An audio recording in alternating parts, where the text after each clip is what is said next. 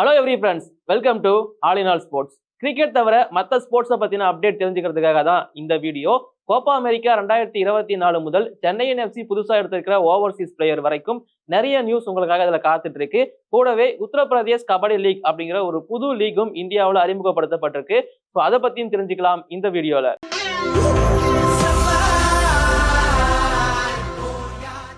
So friends, Koppa America 2024 tournament அப்படிங்கிறது இதுவரைக்கும் 47 முறை நடந்திருக்கு. ஸோ இதுல அதிகபட்சமா அர்ஜென்டினா அண்ட் உருகுவே தலா 15 முறை வந்து பாத்தீங்கன்னா கோப்பையை வின் பண்ணியிருக்காங்க. அண்ட் 2021 நடந்த கோப்பா அமெரிக்காவை பொறுத்த வரைக்கும் வின் பண்ணி இப்போதைக்கு டிஃபெண்டிங் சாம்பியன்ஸா இருக்கிறாங்க அர்ஜென்டினா. அவங்க அந்த கோப்பையை டிஃபெண்ட் பண்ணுவாங்களா இந்த 2024 கோப்பா அமெரிக்கால அப்படிங்கிறது தான் பெரிய எக்ஸ்பெக்டேஷனா இருக்கு. ஸோ இந்த கோப்பா அமெரிக்கா 2024 பொறுத்த வரைக்கும் ஜூன் 20 ஆரம்பிச்சு ஜூலை 14 வரைக்கும் நடக்கும் அப்படிங்கறத சொல்லியிருக்காங்க. ஸோ இங்க மொத்தமா 16 டீம்ஸ் பார்ட்டிசிபேட் பண்ண போறாங்க. 4 குரூப்ல தலா 4 டீம்ஸா பிரிச்சு வச்சிருக்காங்க. ஸோ அதுல இருந்து டாப் 2ல முடிக்கிற டீம்ஸ் ஒவ்வொரு குரூப்ல இருந்தும் குவார்டர் ஃபைனல் குவாலிஃபை ஆவாங்க. அதுக்கப்புறமா செமி, அதுக்கப்புறமா ஃபைனல் அப்படிங்கிற ஃபார்மேட்ல தான் நடக்கும். ஸோ கோப்பா அமெரிக்கா 2024க்கு ஏன் அர்ஜென்டினா ரொம்ப ஃபேவரட்ஸ் அப்படின்னு பார்க்கும்போது ஒன்னு வந்து பாத்தீங்கன்னா அதிக முறை கோப்பையை வின் பண்ண டீம். அண்ட் இப்போ வந்து பாத்தீங்கன்னா ஈக்குவடார் கூட 1-0 சொல்லிட்டு ப்ரீ கோப்பா அமெரிக்கா மேட்ச், அதாவது ஒரு ஃப்ரெண்ட்லி மேட்சை வின் பண்ணியிருப்பாங்க. ஸோ ஆஞ்சல் டி மரியோ எல்லாருக்கும் தெரிஞ்சிருக்கும். ஸோ அர்ஜென்டினாவோட பிளேயர், அவர் தான் ஒரு கோல் அடிச்சு அந்த போட்டியை வந்து வின் பண்றதுக்கு முக்கியமான காரணமா இருந்திருப்பாரு. அண்ட் அவர் வந்து பாத்தீங்கன்னா தன்னோட ரிட்டையர்மெண்ட் அனௌன்ஸ் பண்றாரு அப்படிங்கிறது கூடுதலான விஷயம். கோப்பா அமெரிக்கா 2024 டோர்னமெண்ட்டுக்கு அப்புறமா இன்டர்நேஷனல் இருந்து அவர் ரிட்டையர்மெண்ட் ஆயிடுவார் அப்படிங்கிறது கூடுதலான விஷயம். ஸோ கோப்பா அமெரிக்கா 2024 இருக்கிற 4 குரூப்ஸ், எந்தெந்த டீம் எந்தெந்த குரூப்ஸ்ல இருக்காங்க அப்படிங்கறத தெரிஞ்சுக்கலாம். சோ குரூப் ஏவை பொறுத்த வரைக்கும் Argentina, Peru, Chile and Canada இருக்காங்க. குரூப் பி பொறுத்த வரைக்கும் மெக்சிகோ, ஈக்குவடார், வெனிசுலா, ஜமைக்கா இருக்காங்க. குரூப் சி பொறுத்த வரைக்கும் United States, Uruguay, Panama and Bolivia இருக்காங்க. குரூப் டி பொறுத்த வரைக்கும் Brazil, Colombia, Paraguay and Costa Rica இருக்காங்க. ஸோ கோப்பா அமெரிக்கா 2024 அப்படிங்கிறது ஒரு பெரிய எக்ஸ்பெக்டேஷனோட நடக்க போகுது. அண்ட் அது கூடவே பேரலா வந்து பாத்தீங்கன்னா யூரோ 2024 அந்த பக்கம் நடக்கும். இந்த பக்கம் மெஸ்ஸி அர்ஜென்டினாக்காக கோப்பா அமெரிக்கா ஆடுவாரு, அந்த பக்கம் ரொனால்டோ போர்ச்சுகலுக்காக யூரோ 2024 ஆடுவாரு. ஸோ இந்த 2 டோர்னமெண்ட்டும் பேரலா இருக்கும். இதை பத்தின அப்டேட்ஸும் இதுக்கப்புறமா நான் உங்களுக்காக அப்டேட் பண்றேன். அதுக்கு மறக்காம நம்ம சேனலை சப்ஸ்கிரைப் பண்ணி வச்சுக்கோங்க. ஸோ ஓவர்சீஸ் ஃபுட்பால் நியூஸ் அப்படிங்கிறது முடிஞ்சிருச்சு. இப்போ இந்தியன் ஃபுட்பால் பக்கமா வருவோம். இப்போதைக்கு இந்தியா வந்து பாத்தீங்கன்னா FIFA வேர்ல்டு கப் குவாலிஃபயர் 2வது ரவுண்ட்ல வந்து ஆடிட்டு இருக்காங்க. ஸோ அதை பொறுத்த வரைக்கும் இப்போ அவங்க இடம் பிடிச்சிருக்கிற குரூப்ல டேபிள்ல 2வது இடத்துல இருக்காங்க. அவங்களுக்கு கடைசியா ஒரே ஒரு போட்டி மட்டும் தான் இருக்கு. அந்த போட்டி ரொம்ப ரொம்ப முக்கியமான ஒரு போட்டி. அதுவும் ஸ்ட்ராங் டீமான கத்தாருக்கு எதிராக இருக்கு. கத்தார் வெர்சஸ் இந்தியா அந்த போட்டி வந்து பாத்தீங்கன்னா ஜூன் 11 அன்னைக்கு நடக்க போகுது. ஸோ அந்த போட்டியை இந்தியா டிரா பண்ணியே ஆகணும். அந்த மேட்ச்ல மட்டும் இந்தியா தோத்தது அப்படின்னா பெரிய பிரச்சனையா இந்தியாவுக்கு வந்து நிற்கும். மேபி அந்த போட்டியை இந்தியா வின் பண்ணிட்டாங்க அப்படின்னா அவங்களுக்கான குவாலிஃபிகேஷன் அப்படிங்கிறது இன்னும் கொஞ்சம் ஹை ஆகும்.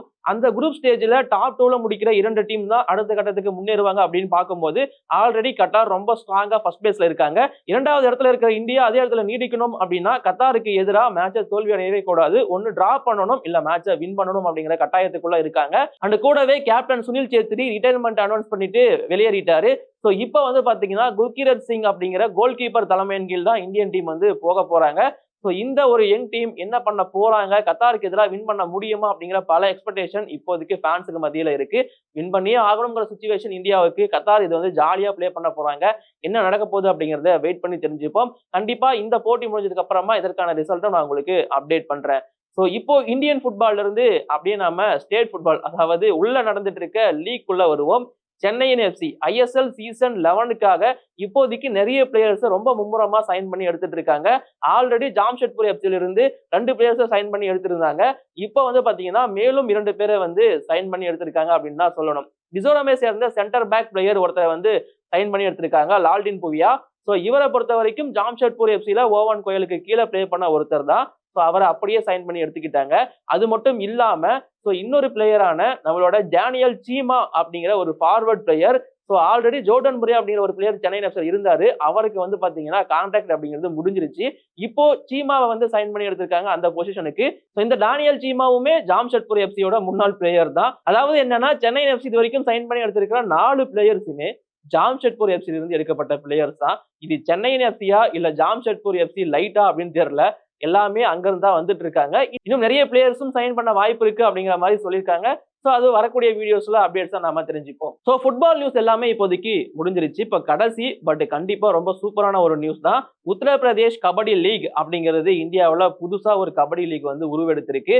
ப்ரோ கபடி லீக்கோட சக்சஸுக்கு அப்புறமா இந்த மாதிரியான லீக்ஸ் ஒவ்வொரு ஸ்டேட்டுக்குள்ளேயும் உருவாக வாய்ப்பு இருக்கு அப்படிங்கிற மாதிரி முன்னாடியே பிகேஎல் செக்ரட்டரி சொல்லியிருந்தாரு. அதற்கு ஏத்த மாதிரி இப்போ ப்ரோ கபடி லீகோட ஜாயிண்ட் செக்ரட்டரி ஒருத்தர் தான் இந்த யுபிகேஎல் அப்படிங்கிற ஒரு லீகை வந்து உருவாக்கியிருக்காரு. உத்தரப்பிரதேசுக்குள்ள இருக்கிற ஒரு சில இடங்களை பேஸ் பண்ணி, அதாவது முக்கியமான சிட்டிஸை பேஸ் பண்ணி டீம்ஸ் உருவாக்கப்பட்டு ஸோ அதற்கான ஒரு லீகா தான் இது நடத்தப்படுது.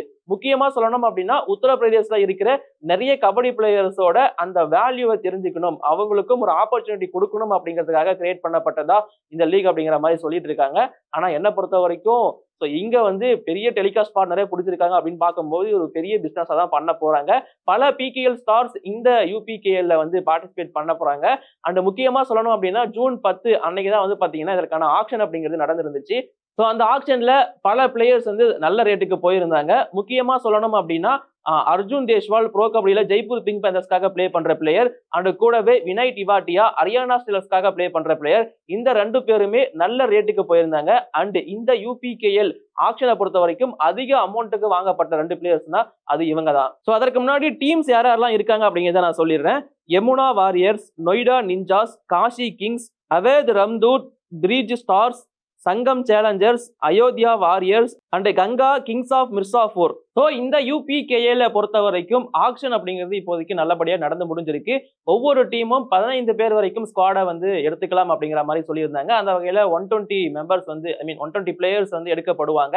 அண்ட் முன்னாடியே சொன்ன மாதிரி இந்த ஆக்ஷனை பொறுத்த வரைக்கும் 3,10,00,000 அப்படிங்கிற ஹையஸ்ட் பிட்டுக்கு போன 2 பிளேயர்ஸ், ஒன்னு வந்து பாத்தீங்கன்னா வினய் டிவாட்டியா அண்ட் இன்னொன்னு அர்ஜுன் தேஷ்வால். இது இல்லாம பல ப்ரோ கபடி ஸ்டார்ஸ் வந்து இதுல வந்து நல்ல ரேட்டுக்கு போயிருக்காங்க. அண்ட் முக்கியமா சொல்லணும் அப்படின்னா உத்தரப்பிரதேஷ் பிளேயர்ஸ் தான் மேக்ஸிமம் கான்சென்ட்ரேட் பண்ணப்படுவாங்க. ஸோ இதுலயுமே கேட்டகரி வைஸா பிரிச்சிருக்காங்க பிளேயர்ஸ். இன்டர்நேஷனல் டீம் அண்ட் கூடவே ப்ரோ கபடி ஆடுற பிளேயர்ஸ் கேட்டகரி ஏல பிரிச்சிருந்தாங்க. பேஸ் பிரைஸ் 1,00,000 அப்படிங்கிற மாதிரி பிக்ஸ் பண்ணியிருந்தாங்க. அதே தொடர்ந்து கேட்டகரி பிக்கு 60,000, கேட்டகரி சிக்கு 40,000, கேட்டகரி டியை பொறுத்த வரைக்கும் 25,000 பேஸ் பிரைஸா வச்சிருந்தாங்க. ஸோ இந்த லீகோட சக்சஸை பேஸ் பண்ணி தான் அடுத்து எந்த மாதிரியான லீக்ஸ் எல்லாம் நடத்த போறாங்க அப்படிங்கிறதுலாம் தெரிய வரும். இந்த லீகை பொறுத்த வரைக்கும் ரொம்ப சீக்கிரமா நடந்து முடிய போது. ஜூலை மாசம் 11ஆம் தேதி இந்த லீக் ஸ்டார்ட் ஆகும் அப்படிங்கறத இப்போதைக்கு சொல்லியிருக்காங்க. இது வந்து பாத்தீங்கன்னா மேண்டிட்டரி டேட் தான். மேபி டேட் சேஞ்ச் ஆகவும் வாய்ப்பு இருக்கு பேஸ்ட் ஆன் மற்ற ஸ்போர்ட்ஸோட ஷெட்யூல்ஸ். ஸோ என்ன பண்ண போறாங்க அப்படிங்கறத வெயிட் பண்ணி தெரிஞ்சுப்போம். இதோட டெலிகாஸ்ட் பார்ட்னர் யார் அப்படிங்கறத அடுத்த வீடியோ நான் உங்களுக்காக சொல்றேன். ஸோ இப்போதைக்கு இந்த வீடியோ நான் முடிச்சுக்கிறேன். தேங்க்யூ.